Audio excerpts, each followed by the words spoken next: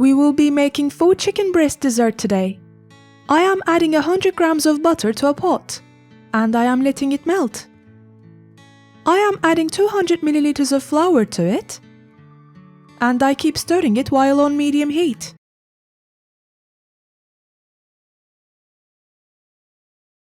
I will keep going for about 2 minutes until I do not smell the flour anymore. Now I am adding the milk to the pot.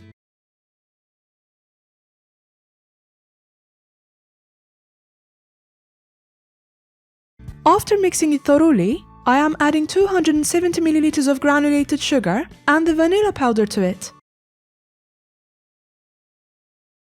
I am continuously stirring it now until it starts to thicken.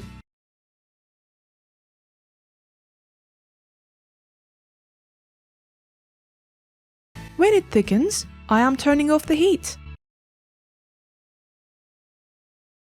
I am transferring it to serving bowls while hot, and I am letting it cool down. When the bowls are cold, I turn them upside down on a plate. You can decorate it with cracked walnuts or shredded coconuts. Enjoy!